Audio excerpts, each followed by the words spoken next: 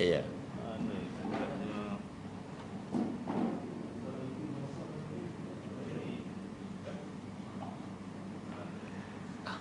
Oh ya, minta maaf tuan-tuan sekalian.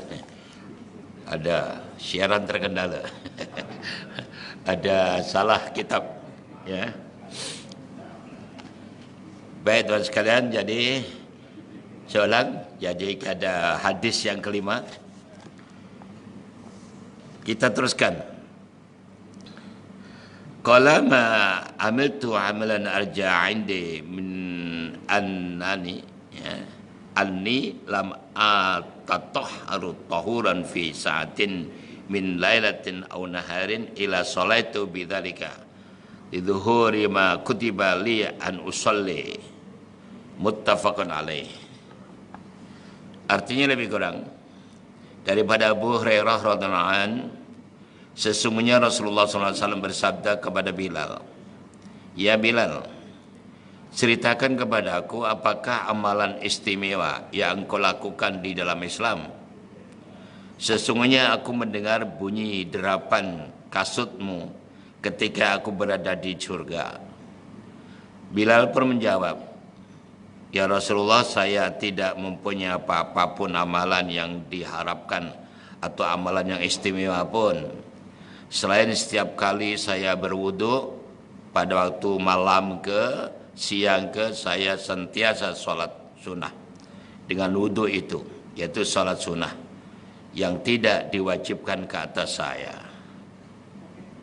Masya Allah. Di tuan sekalian, kita teruskan dulu.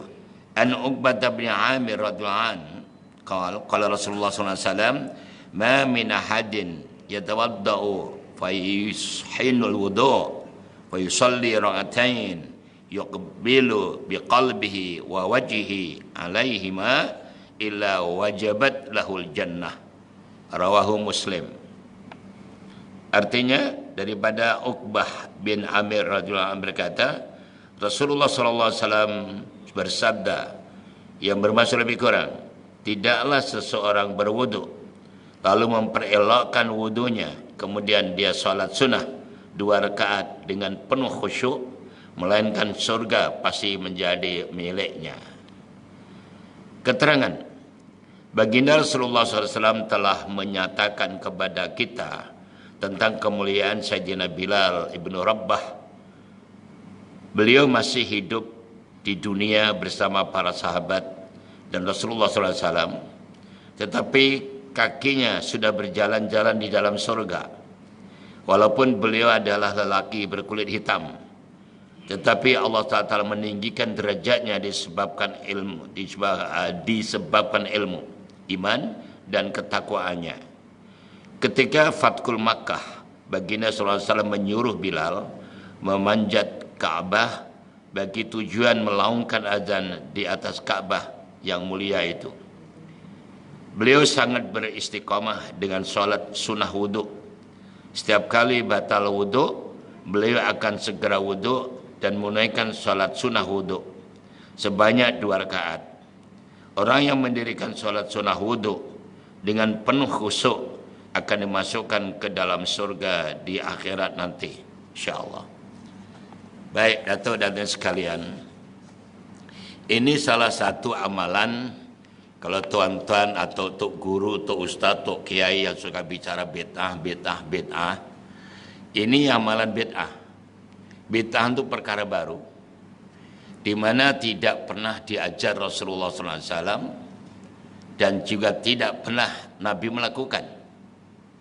Tapi Bilal melakukan. Nah, coba.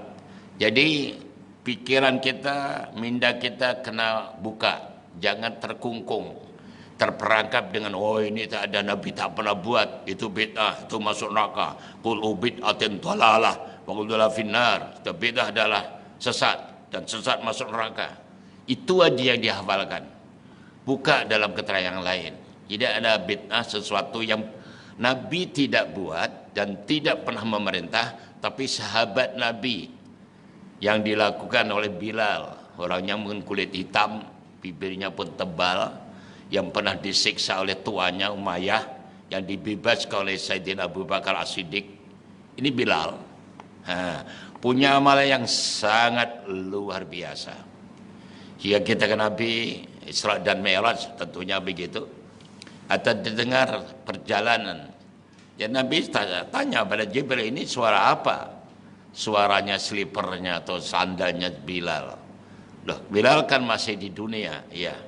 Nah, setelah itu ditanya tadi, amalan apa yang istimewa? Nabi menyebutkan istimewa, tapi Bilal menjawab, nggak ada apa-apa istimewa ya Rasul. Biasa-biasa aja, cuman saya punya amalan, setiap saya wudhu, saya terus sholat sunnah.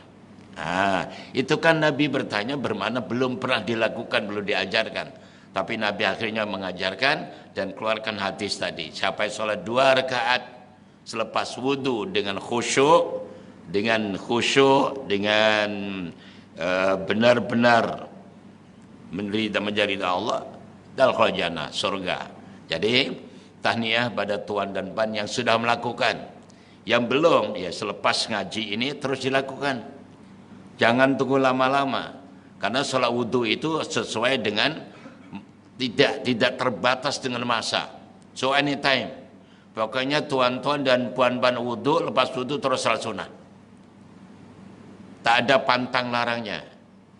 Itu masalah Tuhan. Walaupun pada badal asar, kemudian wudhu terus sholat syukur wudhu, boleh. Badal subuh wudhu, dan kemudian matikan terus sholat sunnah wudhu, bisa. Itu masalahnya sholat wudhu.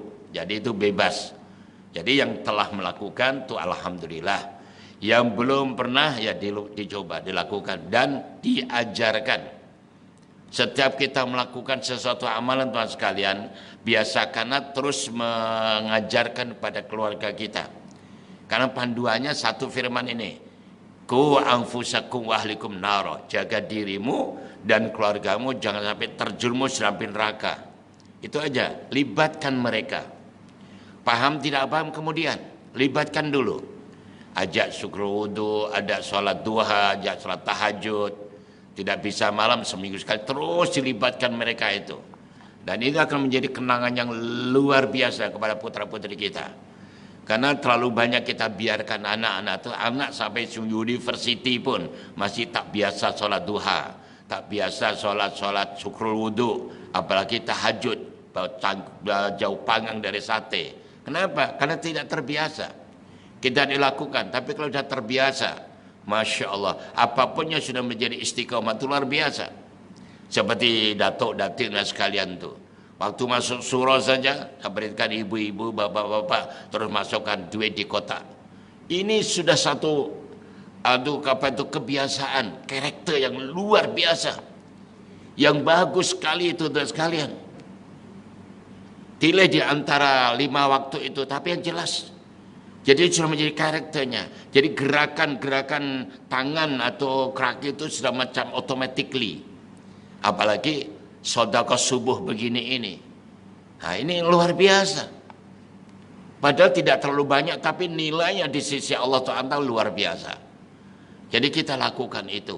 Untuk menjadi hal yang istiqomah ini memang prosesnya jelas kan.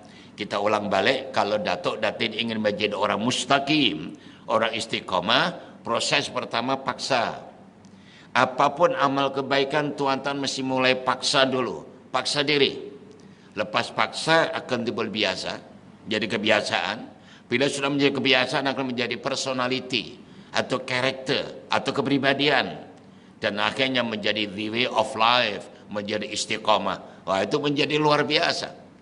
Oke Tuhan ya. Jadi begitu juga sholat syukur wudhu ini. Sholat wudhu, syukur wudhu. Ini sholatnya. Tapi ada dalam kitab Nasaihul Ibad oleh Ustaz Ibnu Hajar Asqalani, Rasulullah SAW pernah bersabda, ada 3 amalan yang boleh menghapuskan dosa-dosa kecil secara online, secara automatically. Pertama, selalu berwudu. Nah, itu hadis sahih, selalu berwudu. Sekarang saya tambah ilmu balik, lepas wudu kita sholat. Nah, luar biasa kan? Wudunya saja sudah menghapuskan dosa-dosa kecil. Kemudian tuan-tuan sholat wudu pula, sholat syukur wudu akan pasti dimasukkan ini aja, ila wajabat lahul jannah, kecuali dia wajib masuk surga. Alhamdulillah dapat perkembangan, dapat suatu pelajaran baru kita lakukan. Yang kedua, perjalanan kita menuju sholat jamaah. Tahniah pada Datuk dan sekalian yang seahli sholat jamaah, baik itu di masjid, di surau atau di rumah. Di rumah kita akan jamaah dengan keluarga kita. Perjalanannya itu bisa menghapuskan dosa-dosa. Apalagi berjalan ke masjid, ke surau, Masya Allah, luar biasa. Dan ketiga, sholat sunnah rawatib, qobliyah badiyah. Gitu kan? Kita teruskan. Jadi alhamdulillah kepada tuan dan puan yang sudah menjadi istiqamah dalam salat wudhu. Yang belum, ayo bismillah, sempena tahun ajaran, tahun baru ini, semangat baru, ada amalan tambahan, ada alaman tambahan. Karena dalam ajaran Rasulullah SAW, umat Islam itu mesti selalu progresif.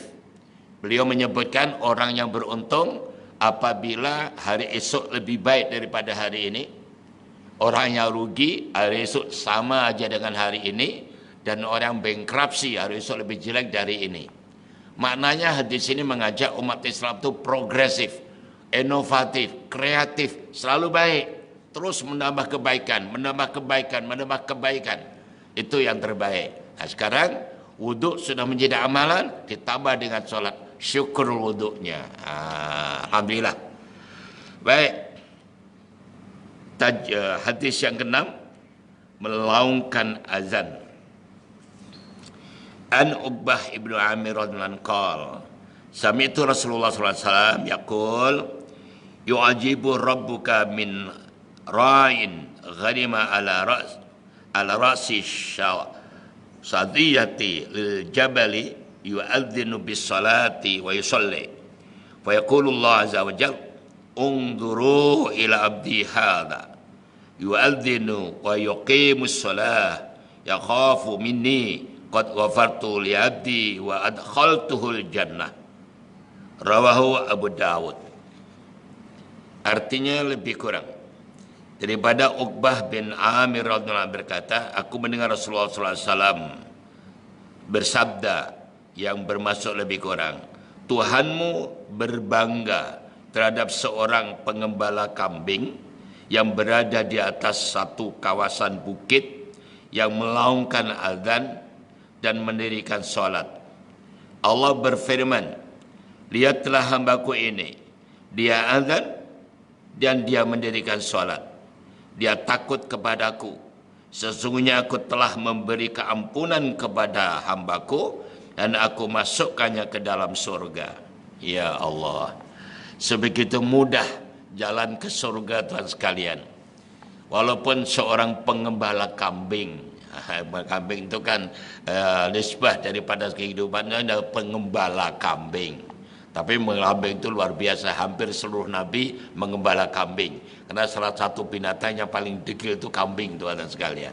Baik, kalau bisa mengatur kambing biasanya memimpin yang lain itu mudah. Itu salah satu falsafahnya begitulah. Baik, walaupun di atas bukit, tidak populer sana. Siapa yang melihat? Masuk zuhur aja melaungkan azan. Azan sendiri, sholat sendiri. Allah bangga. Allah menyebutkan, memerintah pada malaikat suruh melihat. Tengok hambaku itu. Dia azan, dia sholat kepadaku. Aku dah ampunkan surga janjinya. Ya Allah, jadi maknanya, Datuk, Datin, dan sekalian, kalau kita nak sholat, baik sendiri atau jamaah, di mana saja, sebelum sholat, azan dulu.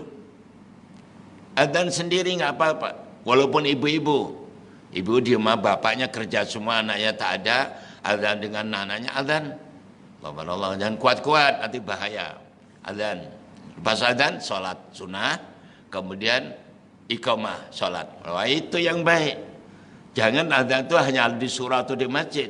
Pokoknya kalau Datuk, Datin dan sekalian mau sholat, baik sholat itu sholat sunnah atau sholat wajib, apalagi azan dulu. Itu maksudnya begitu. Di mana lakukan? Di pejabat kalau apa aja, azan dulu baru sholat. Jangan terus sholat.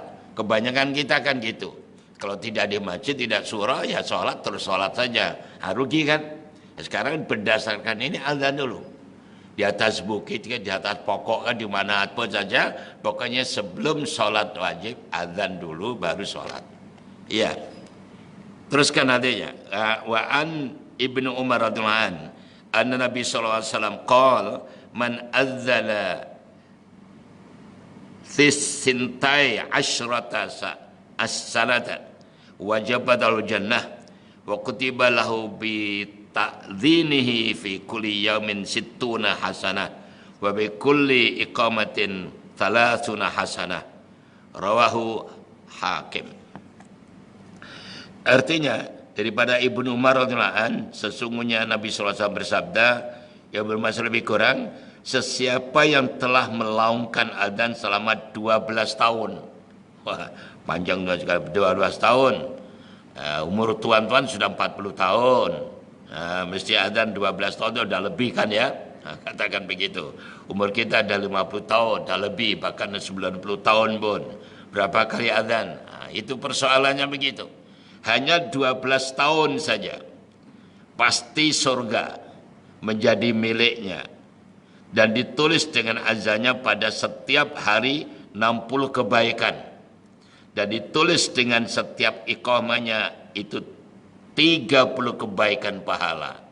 Adzan iqamah. Adzannya 60, iqamahnya separuh. Luar biasa. Jadi sekarang dah tahu, dimulai. Apapun juga yang sudah tahu, kalau belum tahu ya Masya Allah namanya tidak tahu. Tidak salah, dah tahu aja. Mulai zuhur nanti, kalau di mana salah azan dulu iqamah, dadan dulu iqamah. 12 tahun confirm surga. Nah, ini janji daripada Rasulullah SAW. Dan Nabi tidak berbicara dengan emosi. Nabi tidak bicara dengan otaknya atau akalnya, tapi itu wahyu. Sebagaimana Allah berfirman, a'udzubillahi minasyaitonir rajim, wa ma yantiqu 'anil hawa in huwa illa wahyu yuha. Muhammad tidak pernah bicara dengan emosi atau dengan fikirannya sendiri, tapi dia wahyu.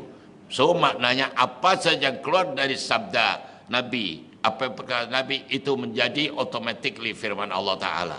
Diiktiraf, di-endorse menjadi firman Allah Ta'ala. Jadi terus mengikuti.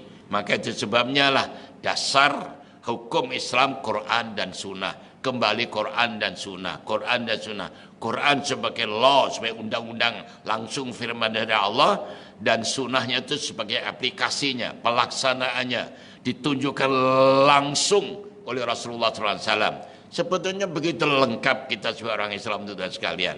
Karena Allah sendiri, Nabi sendiri minta maaf, Nabi sendiri sudah menyampaikan dalam Haji Wida, khutbah Wida, khutbah yang terakhir sebelum Nabi meninggalkan dunia di Namirah, Masjid Namirah itu, menyampaikan panjang lebar.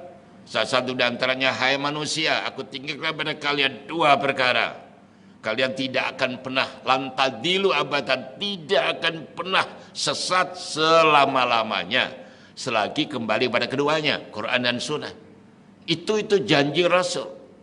Tapi janji Quran dan Sunnah itu hanya cogan saja, hanya ucapan saja, hanya bibir saja.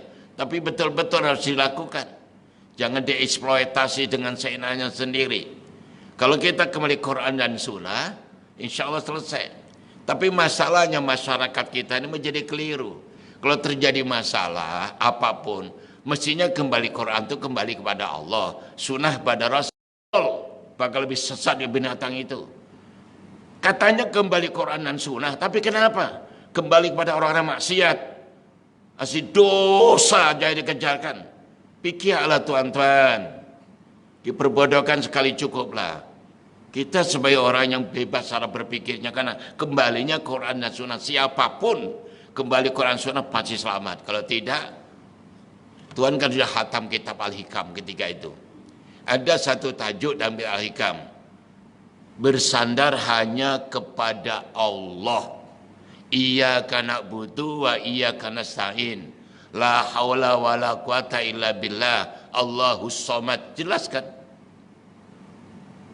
Dan dalam ayat itu Allah berfirman, tapi kepada Nabi Daud lah. So itu firman Allah. Allah firman, kita sucikan 4, Zabur, Taurat, Injil dan Quran. Allah berfirman kepada Daud, hai Daud, apabila hambaku menyerahkan total kepadaku, segala-galanya serahkan kepadaku, dan itu aku lihat dari niatnya. Allah memperhatikan niatnya, hatinya, bukan omongannya, hatinya aku lihat. Maka aku akan tolong, aku akan selesaikan, aku akan hindarkan dari segala macam malapetaka. Tapi sebaliknya Daud, kalau hambaku yang tidak mengembalikan segalanya kepadaku, dan itu saya lihat daripada niatnya, kejujuran hatinya, maka aku putus rahmatku, dan aku akan hancurkan di mana dia akan binasa. Jelaskan Tuhan sekalian. So kita sebagai orang Islam tak payahlah macam, cukuplah Tuhan, jom kembali. Kalau ada masalah ajak, mari kita zikir akbar, mari kita sholat sunnah, tasbih dan jamaah sholawat akbar bersama-sama, munajat kepada Allah Ta'ala, bukan kepada manusia, bukan kepada makhluk. Kalau mereka juga akan mati, mereka tidak bisa memberikan kenikmatan pun, tidak akan bisa madarat. Balik pada Allah Ta'ala. Itu Tuhan sekalian, itu salah satu di antaranya. Oke, kembali pada bab ini tadi. Jadi mulai hari ini sudah berubah. Tiap akan sholat, adzan dan iqamah, adzan iqamah, adzan iqamah. 12 tahun adzan, 12 tahun iqamah, confirm surga. Siapa cakap? Rasulullah Sallallahu Alaihi Wasallam. Enak kan? Sebegitu mudah. Keterangannya, melaungkan azan bermaksud mengajak orang ramai untuk datang ke rumah Allah bagi menunaikan salat berjamaah. Muadzin biasanya akan ke masjid dan surau lebih awal berbanding orang lain. Mereka juga bertindak sebagai pembantu siap dalam membersihkan masjid dan terkadang terpaksa memangku tugas imam apabila imam tidak dapat datang untuk sholat berjamaah atas keuduran tertentu. Muadzin juga, Bilal juga dikira sebagai salah seorang pendakwah yang mengajak orang lain kepada jalan Allah. Allah berfirman dalam surah Fussilat ayat 33. A'udzubillahi minasyaitonir rajim. Wa man ahsanu qalam mimman da'a ila Allah wa amila shalihan wa qala innani minal muslimin. Shadaqallahul azim. Maksudnya lebih kurang, perkataan siapakah yang lebih baik dari mereka yang berdakwah pada jalan Allah dan dia melakukan amal soleh dan berkata sesungguhnya aku termasuk di kalangan orang-orang Islam. Alhamdulillah. Oke Tuhan. Terus kemudian banyak sungguh faedah yang akan diperoleh oleh muadzin. Di akhirat nanti merekalah orang yang paling panjang leher. Itu merupakan gambaran betapa gembiranya mereka ketika melihat pahala yang diperoleh. Sesungguhnya jika manusia benar-benar mengetahui kelebihan melaungkan adzan, mereka akan berebut-rebut sehingga terpaksa diadakan undian. Kalau tahu, seandainya mengetahui. Jadi tahniah pada tuan-tuan yang suka, yang jadi muadzin, diangkat di suratul majid muadzin, ada kelebihan yang tersendiri, ada bonus yang tersendiri. Alhamdulillah. Hadis yang ketujuh, tajuknya mengerjakan sholat rawatib. An Ummi Habibah qalat, qala Rasulullah sallallahu alaihi wasallam, man shalla fi yaumin wa lailatin sintai asyrata rakatan buniya lahu baitun fil jannah arba'an qabla dhuhr wa rak'atain ba'daha wa rak'atain ba'dal maghrib wa rak'atain ba'dal isya wa rak'atain qabla salatil fajr. Rawahu Tirmidzi wa qala hadisun hasanun sahihun. Artinya daripada Ummu Habibah radhiyallahu anha berkata, Rasulullah SAW bersabda, yang bermaksud lebih kurang, siapa yang mendirikan sholat sunnah sebanyak 12 rakaat sahaja setiap hari, akan dibinakan untuknya sebuah rumah di dalam surga. Apa 12 rakaat itu? 4 rakaat sebelum zuhur, 2 rakaat selepas zuhur, 6, 2 rakaat selepas maghrib, 8, 2 rakaat selepas isya, 10, 2 rakaat sebelum subuh, 12. Masya Allah, sebegitu mudah. Padahal Datuk Datin masukkan lebih daripada itu. Alhamdulillah. Bahkan kalau boleh, kan dulu pernah suatu ketika Nabi diperintah oleh Allah Ta'ala solat 50 rakaat.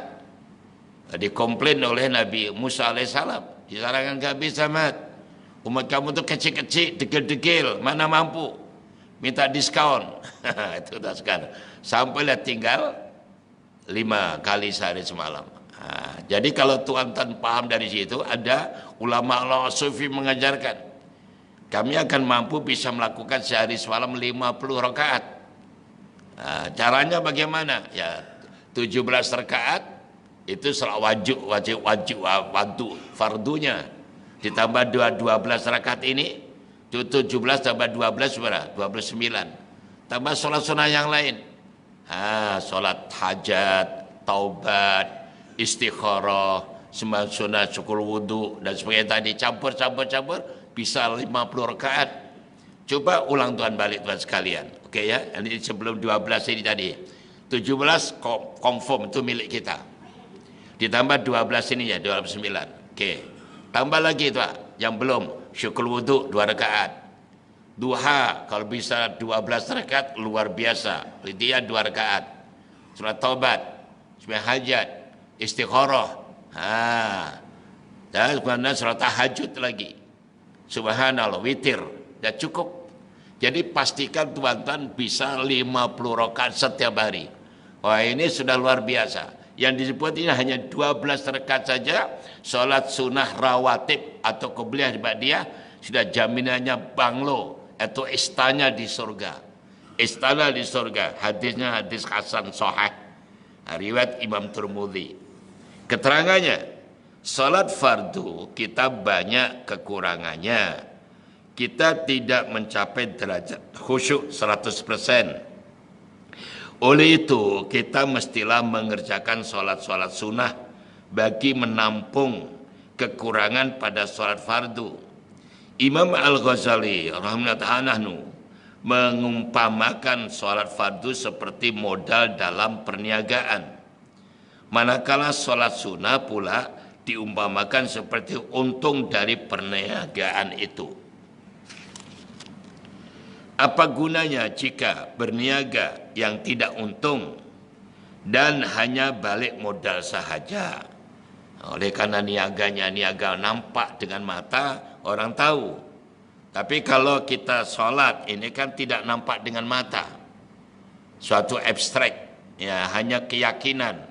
Nah, ini yang ujian berat itu sekalian. Kalau modal dapat duit, modalnya 100 balik 500. Bangga tuan sekalian, bisa dipegang, bisa dirasa. Tapi kalau ibadah semacam ini enggak bisa dipegang, hanya boleh dirasa. Itu pun bagi orang yang percaya penuh, bagi orang yang kurang percaya tidak melakukan. Dan bahkan mengatakan, alah yang sholat pun tidak kaya pun, aku tak sholat pun kaya lah. Itu lagi teruk tuan sekalian. Dia membandingkan antara amalan jasmani dengan rohani, dengan perbuatan-perbuatan yang murahan begitu itu.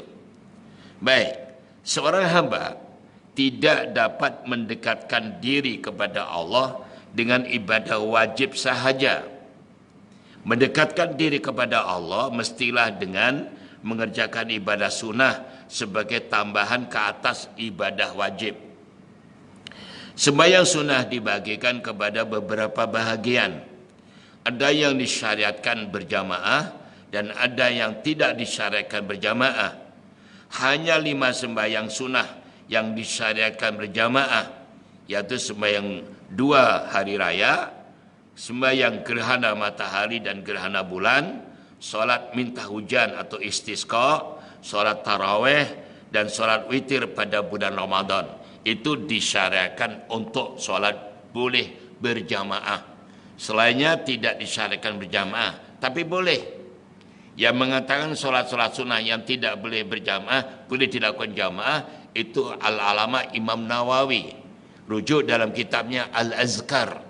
Beliau menyebutkan apa-apa sembahyang sunnah yang tidak sunnah berjamaah boleh dilakukan jamaah. Tujuannya litarbiyah. Macam ni tidak dia sembahyang duha, tidak sebut tidak berjamaah, tapi boleh kita lakukan kepada diri atau kepada jamaah masyarakat untuk latihan, untuk kedisiplinan, untuk kebersamaan, sembahyang hajat, sembahyang tahajud, sembahyang taubat, boleh sembahyang tasbih, boleh berjamaah. Tujuannya untuk melatih. Nanti kalau dah boleh berjalan sendiri, itu terutama pada anak-anak kita. Kalau kita tidak latih, kita tidak ajar, tidak tahu. Tuan sekalian, begitu. Baik, sementara solat rawatib pula dibahagikan kepada dua bahagian. Ada yang muakkad, yaitu sangat dituntut. Ada yang tidak muakkad. Yang muakkad ada 10 rakaat, yaitu 2 rakaat sunnah subuh, 2 rakaat sebelum duhur, 2 rakaat selepas duhur, 2 rakaat selepas maghrib, 2 rakaat selepas isya. Baginda sangat menjaga solat rawatib yang muakkad ini. Apabila baginda meninggalkannya karena sesuatu keuzuran, baginda akan mengqadanya semula.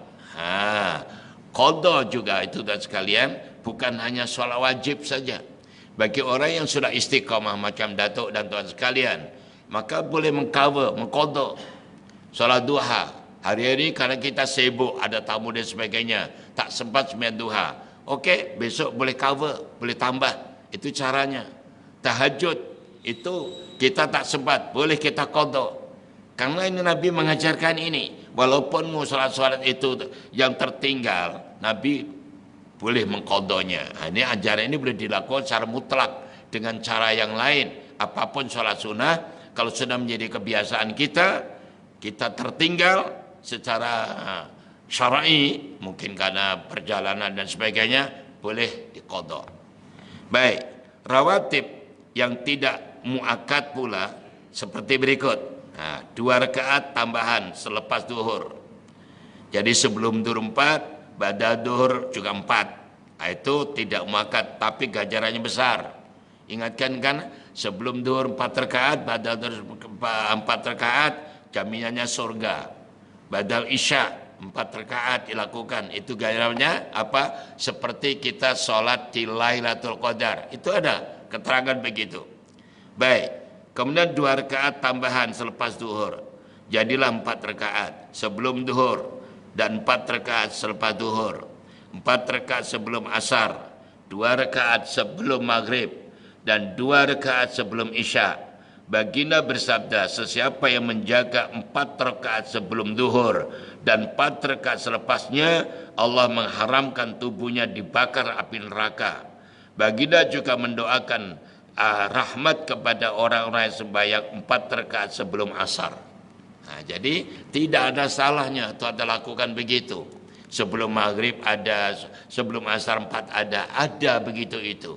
Ya, semua ada dasarnya begitu. Toh pada dasarnya setiap solat wajib ada qobliyahnya. Qobliyah subuh, qobliyah duhur, qobliyah asar, qobliyah maghrib, qobliyah isya ada. Jadi jangan pilih-pilih, karena tuan-tuan sekalian dosa kita banyak sekali. Solat wajib kita tu banyak karu-karuan. Solat wajib kadang-kadang baru Allahu Akbar, imamnya baca iyyaka na'budu wa iyyaka nasta'in. Otak kita sudah masuk 5 mall tuan-tuan. Lotus masuk, Tesco, dulu Tesco itu masuk, itu Maidin masuk, semua masuk. Apalagi minggu depan akan keduri kawin. Wah, munyai pusing. Macam itu tambahlah dengan solat-solat sunnah. Itu maksudnya begitu. Oke tuan sekalian ya, alhamdulillah luar biasa. Jadi mohon maaf kita berhenti sampai sini dulu. Kita lipat sedikit, ada mengerjakan sujud tilawah atau hadis yang ke-8. Saya nak bicara tentang amalan di bulan Rajab. Kita nih ya, tolong lipat sedikit. Kita hadis ke-8. Baik tuan sekalian, sekali lagi seperti saya sebutkan di atas tadi di permulaan, kita perlu bahas bulan Rajab karena bulan Rajab bulan yang dimuliakan Allah. Dasarnya mana? Rujuk surat At-Taubat ayat 36. A'udzubillahi minasyaitonir rajim. Inna iddatash syuhur indallahi fi kitabillah yauma khalaqas samawati minha arba'atun hurum. Saya beritakan di sini ayat ini. Kalau diterjemahkan dalam bahasa kita artinya sesungguhnya bilangan bulan menurut Allah ketika Allah mencipta langit dan bumi ada 12 bulan, isna asyara syahran, 12 bulan. Minha, di antara 12 itu arba'atun 4 hurum yang dimuliakan Allah. Coba, begitu jelas gamblang and cetha welo-welo. Allah sendiri menyebutkan 4 dimuliakan oleh Allah. Yang maha pencipta, yang maha segala-galanya memuliakan 4 bulan ini. Apa 4 bulan itu? Disebutkan oleh Rasulullah SAW, 4 bulan itu 3 bulan berturut-turut. Pertama Dzulqa'dah, kedua Dzulhijjah, ketiga Muharram, dan 4 terpisah sedikit namanya Rajab. Alhamdulillah Rajab sebentar lagi sampai, tak sampai 1 minggu pun. Ini yang penting kita persiapan menghadapi bulan yang dimuliakan Allah dengan ilmu yang benar. Jadi melakukan sesuatu berdasarkan ilmu itu baru diterima oleh Allah. Orang yang tahu tapi tidak mengamalkan akan disiksa sebelum penyembah berhala. Tapi orang yang beramal tanpa ilmu ditolak, tidak terima oleh Allah Ta'ala. Jadi yang benar ilmu mesti diamalkan dan amal mesti berdasarkan ilmu. Oke tuan sekalian ya, secara singkat saya petik selalu dalam kitab Durratun Nasihin itu sekalian oleh Ustaz Utsman Asy-Syakir Al-Khaybawi. Dalam bulan Rajab nih tuan-tuan, setidak-tidaknya ini poin-poin saja. Ada 9 amalan. 9 amalan yang perlu kita lakukan. Saya sebut satu persatu nanti kita terangkan kembali. Pertama, menghidup-hidupkan malam awal bulan Rajab dengan pelbagai ibadah. Katakan besok 1 Rajab, so malam ini Datuk Datin tuan sekalian harus melakukan yang luar biasa. Bukan biasa-biasa, yang luar biasa. Apa terserah. Solatnya, zikirnya, baca Quran, sedekahnya, solawatnya, apapun juga. Pokoknya mesti berbeda. Yang kedua, solat sunnah 20 rakaat 10 salam. Solat sunnah 20 rakaat 10 salam, waktunya ba'dal maghrib. Waktunya hanya ba'dal maghrib. Bacaannya rakaat pertama dan kedua lepas Fatihah surah Ikhlas sekali aja. Coba Fatihah kulhu, Fatihah kulhu, salam, berdiri lagi sampai 10 salam. Nanti keterangannya. Yang ketiga, perbanyak puasa sunnah. Perbanyak puasa sunnah. Yang keempat, perbanyak sholawat kepada junjungan kita Nabi besar Muhammad SAW. Yang kelima, memperbanyak istighfar, terutama di malam-malam Jum'ah. Yang keenam, qiyamul lail, sholat malam, sholat tahajud. Yang ketujuh, sedekah, bersedekah. Ingat sedekah mulai minggu depan luar biasa. RM 1 ringgit, darab 10, darab 700, darab 70. Itu bulan Rajab. Bulan Sya'ban, RM 1 ringgit, darab 10, darab 700, darab 700. Yang the best of the best di bulan Ramadan, RM 1 ringgit, darab 10, darab 700, darab 1000. Luar biasa. Yang ke-8, berbanyak zikrullah, terutama la ilaha illallah. Dan yang terakhir ke-9, perbanyak membaca Quran, terutama membaca surah Ikhlas 12 kali sepanjang bulan Rajab. Oke? Kita ulangi keterangannya berdasarkan hadis. Pertama, menghidup-hidupkan malam awal bulan Rajab. Jadi, menghidupkan atau meraihkan. Seperti yang disebutkan tadi, besok 1 Rajab malam ini kita lakukan sesuatu yang berbeda dengan bulan-bulan yang lain. Awal bulan pengertiannya 1 hingga 10, pertengahan bulan 11 hingga 20, akhir bulan 21 hingga 30. Maknanya datuk-datuk sekalian, antara 1 sampai 10 lakukan sesuatu yang luar biasa. Dan libatkan keluarga kita. Jangan sampai tidak dilibatkan. Yang kedua, sholat sunnah 20 rakaat tadi. Niatnya usolli sunatan Rajab, boleh. atau sholli sunatan lillahi ta'ala, makmuman, imaman atau lillahi ta'ala. Berdiri boleh, berjamaah boleh, di masjid, di surau atau di rumah masing-masing. Bacanya tadilah rakaat pertama dan kedua sabar, lepas Fatihah surah Ikhlas sekali aja 10 salam. Ganjarannya cukup luar biasa. Ini hadisnya daripada Anas bin Malik, yang melakukan salat ini Allah akan menjaga dirinya dan keluarganya dari bala dunia dan azab akhirah. Yang ketiga, puasa sunnah. Ini hadisnya panjang, ambil saya poin saja. Kalau Datuk Datin mampu puasa 7 hari, Allah akan tutup seluruh pintu neraka jahanam. Mampu puasa 8 hari, Allah buka seluruh pintu surga. Mampu puasa 10 hari, 10 doa dikabulkan Allah Ta'ala. Dan puasa 15 hari, Allah akan delete, Allah akan padamkan seluruh dosa kesalahan kita, diganti perbuatan baik. Siapa menambah hari puasanya, tambah ganjarannya. Datuk Datin sekalian, coba bayangkan, begitu Allah sayangnya kepada kita, ganjarannya luar biasa. Oleh itu saya sarankan pada diri saya, Tuhan sekalian, kalau melihat ganjaran dari Allah itu jangan pening Tuhan-Tuhan. Jangan gunakan otak kita, akal kita nggak nyampe. Ganjaran itu yang punya Allah. Allah nak beri apa saja hak mutlak Allah. Karena Allah memandang dunia ini Tuhan-Tuhan, tidak lebih baik daripada sayapnya nyamuk tuh. Ada 2 sayap, 11 sayap nih. Allah menyebutkan dunia lebih indah daripada 11 sayapnya nyamuk tuh. Itu Allah. Kita aja yang ada-ada nih, seolah dunia itu luar biasa, jika sanggup meroyan, sanggup berebut, sanggup bergaduh dengan teman sendiri hanya untuk mendapatkan kedudukan, untuk mendapatkan keuangan, untuk mendapatkan harta benda. Bikin malu aja. Orang kafir itu tak apalah tuan-tuan. Orang Islam pikirlah, bikin malu aja. Karena Allah sudah berfirman, Inna Allah yabsutur rizqa liman yasha' wa yaqdir. Allah lah yang telah menentukan segala rezeki kepada siapapun dan menentukannya. Nah, itu kan ketentuan Allah sejak kita dalam kandungan. Dalam kandungan sampai sekarang mati. Coba mesej ayat yang dibaca tu imam tidak di rakaat pertama tadi. Allah menguji kepada hambanya dengan ujian. Tapi endingnya wa basyiris sabirin, yaitu beri kabar gembira orang yang sabar. Yang sabar itu siapa? Ayat selanjutnya yang menyebutkan idza asabat musibah qalu inna lillahi wa inna ilaihi rajiun. Orang sabar itu kalau menghadapi apa musibah baliknya pada Allah. Dan kalau yang malah kembali kepada Allah, baginya dapat rahmat dari Allah dan mereka yang dapat petunjuk. Mereka humul muhtadun.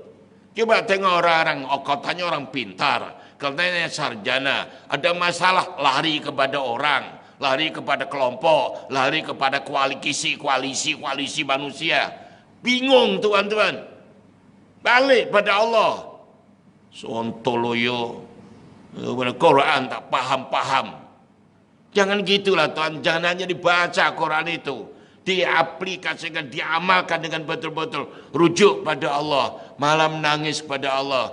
Rujuk minta Allah, ya Allah beri penyelesaian. Nah itu maksudnya begitu. Nah itu sekalian ya. Jadi sekarang boleh puasa, masuk bulan Rajab nih. Cool dulu, stop dulu lah. Relax lah tuan-tuan. Santai, enjoy. Jangan bingung aja. Nggak karu-karuan aja.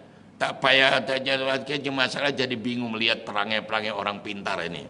Mengelirukan semua. Balik. Oke ya. Itu puasanya. Di ganjaran puasa tinggal kalau boleh saya sarankan. Jangan kurang dari 10 hari. Karena jelaskan 7 bebas dari api neraka. 8 bukakan seluruh pintu. 10 segala doa dimakbulkan. Coba. Ini janji dari Allah dan Rasulnya. Kita tinggal melaksanakan saja. 10 hari itu boleh cash atau installment. Kalau cash ya Tuhan 1 sampai 10 puasa terus. Wah luar biasa itu. Kalau installment saya sarankan masuk hari Isnin, Kamis dan Yaumul Bid. Karena 1 bulan ada 4 Isnin. Ada 3 Yaumul Bid, dan 4 Kamis. So 4, 3, 4, 11. Tak lebih. Bayangkan tuh. Apalagi kalau Isnin Kamis memang sunnah berpuasa. Jadi istri kita atau putri-putri kita yang masih punya kodo, coba kita latih. Puasanya jatuhkan. Kodo jatuh hari Isnin atau Kamis. Kebetulan Yaumul Bid dan Rajab. So kodo dapat, Isnin atau Kamis dapat, Yaumul Bid dapat, Rajab dapat. Satu niat puasa dapat 4 ganjaran. Atau istilahnya satu kayuh dapat 4 pulau. Itu namanya clever, tuan-tuan. Itu cerdas. Karena memang Nabi Muhammad harus cerdas. Sebab mukjizat Nabi Muhammad itu Quran. Dan Quran itu mencerdaskan. Bukan menggoblokkan orang. Mencerdaskan. Quran itu selalu sesuai sepanjang zaman. Siapa ikut Quran mesti sukses, tuan-tuan. Walaupun minta maaf cakap, orang kafir pun ikut mengikuti Quran sukses. Tapi orang Islam sendiri, tak ikut Quran mesti gagal. Di Quran ni, wah luar biasa tuan sekalian. Kebenaran tidak boleh dicabar. Dia akurat. Tidak ada benar kecuali benar. Okey. Itu tuan sekalian ya. Jadi kembali. Jadi kalau ada ajaran macam ini, ada ulama yang mengarang kitab menyampaikan bagi orang beriman punya karakter sami'na wa ata'na. Kami dengar, kami taat. Terus lakukan. Tapi orang munafik, orang hipokrit, orang pelin-pelan, pelintat-pelintut, sami'na wa aswaina. Aku dengar tapi tak nak buat. Hati-hati tuan-tuan, jangan main-main tu. Kalau tuan dan puan, datuk, datin lebih pintar dari pengarang kitab yang saya baca ini, okeylah. Ini kalau gobloknya sama dengan saya, ikut aja lah. Goblok sombong. Ini banyak manusia begini nih tuan sekalian. Tolong dong, iya ke, betul ke, sokeh ke, ngomel aja kerjanya. Amal.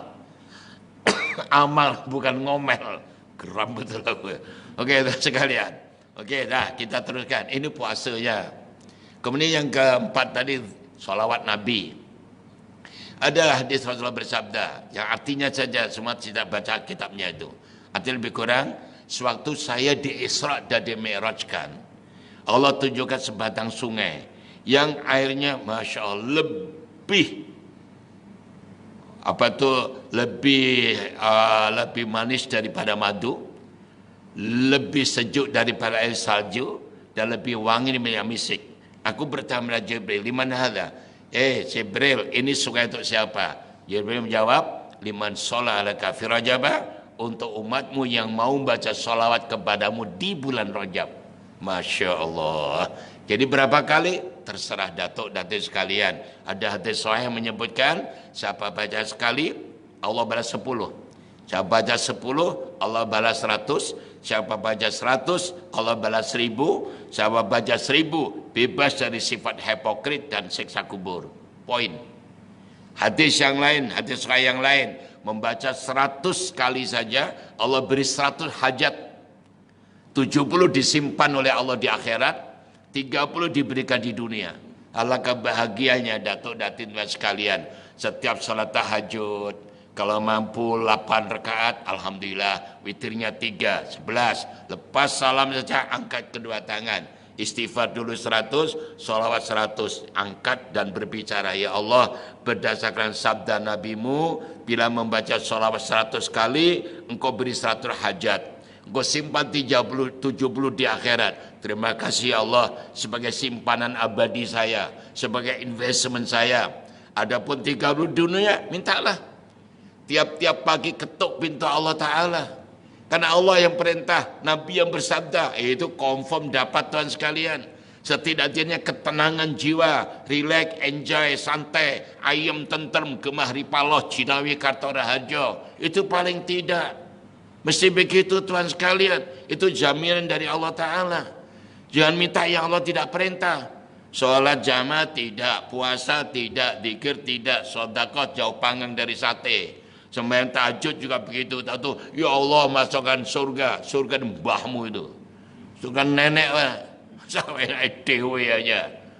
Pikirlah tuan. Okay, ya? Yang kelima, perbanyak istighfar. Terutama di malam Jumat. Kenapa? Ada Imam Muqatil itu sahabat Nabi. menceritakan sepanjang bulan Rajab di malam Jumat jutaan malaikat turun tuan-tuan. Mulai maghrib sampai dengan subuh membacakan doa, mintakan pada Allah Ta'ala untuk umat Nabi Muhammad SAW. Rabbana arham umat Muhammad wa la tu'adzibhum. Ya Allah, sayangilah umat Muhammad dan jangan seksa mereka. Menjelang subuh Allah berfirman, ya malaikati bi'izzati wa jalali qad ghafartu lahum. Hai para malaikat-malaikatku, dengan kebesaran kalau aku tak ampuni dosa-dosa mereka. Ya Allah, bertuahnya kita, malaikat mendoakan kita. Kita imbangi malam Jumat tuan-tuan, perbanyak istighfar. Oke, yang keenam qiyamul lail, salat tahajud. Tahniah pada tuan sekalian ahli tahajud. Namun untuk bulan Rajab ini berbeda. Dalilnya ini riwayat Imam Sauban. Ketika Rasulullah SAW berjalan-jalan bersama kami melewati satu perkuburan, tahu Nabi berhenti dan menangis sambil berdoa. Kami pun tanya, kenapa ya Rasul? Orang dalam kubur sedang siksa. Kami mendoa Allah untuk diringankan. Dan Nabi bersabda, hai Sauban dan sahabatku, andaikan orang itu dulu di dunia mau puasa Rajab sehari aja dan qiyam satu malam saja, tidak akan disiksa dalam kubur. Jadi sahabat tambah suspend. Ya Rasul, adakah hanya puasa sehari dan qiyam satu malam sudah cukup membebaskan dari siksa kubur? Apa jawab Nabi? Rasulullah menjawab, hai Sauban dan sahabatku, demi Allah, Zat yang mencipta aku, yang mengutus aku sebagai Nabi, tidak seorang muslim laki atau perempuan yang puasa satu hari di bulan Rajab, qiyam satu malam, kecuali catat ibadah satu tahun. Ini bonus tuan-tuan. Kenapa? Karena mulianya bulan Rajab. Tanya ya, oke sekalian. Yang ketujuh, sedekah.